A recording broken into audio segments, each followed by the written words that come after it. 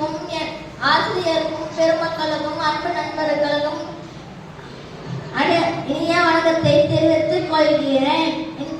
தங்கள் முன் நான் பேச வந்த தலைப்பு காலத்தை வென்ற பெருந்தலைவர். இந்த சுதந்திர இந்தியாவில் வரலாற்றில் எத்தனையோ தலைவர்கள் இந்த தேசம் பார்த்திருக்கின்றன. அத்தனை தலைவர்கள் மத்தியில் காலத்தை வென்ற பெருந்தலைவர் என்ற பெயருக்கு சொந்தக்காரராக இருப்பவர் நம் தமிழகத்தை சேர்ந்த ஒரு மாமனிதன்தான். அம்மனிதன் எத்தகைய சாதனைகள் நிகழ்ந்திருந்தால் தேசம் அவருக்கு இத்தகைய பட்டம் சூட்டியிருக்கும் என எண்ணி பாருங்கள்.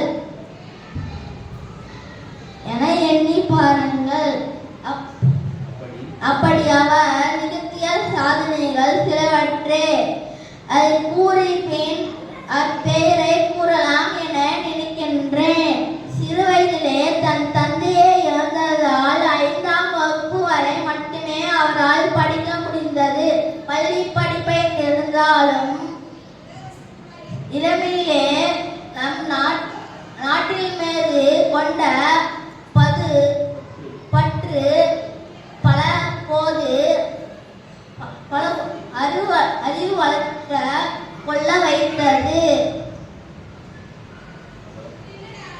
அவர் முதலமைச்சராக இருந்து தமிழர்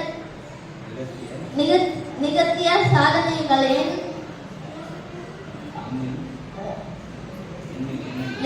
எண்ணில் அடங்காதவை. தமிழ்நாட்டில் பரவியிருந்த குல கல்வி திட்டத்தை ஒழித்து நாடெங்கும் 17,000 பள்ளிகளை திறந்து வைத்து மத்திய உணவை வழங்கி கல்வியை அனைவருக்கும் ஒன்றாக பொதுவான ஆக்கினார்.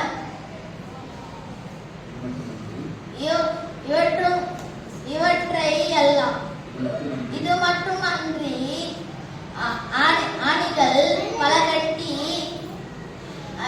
நீர் வளர்ச்சியும் தொழிற்சாலைகள் ஏற்படுத்தி தொழில் வளர்ச்சியும் பெருக்கினார்.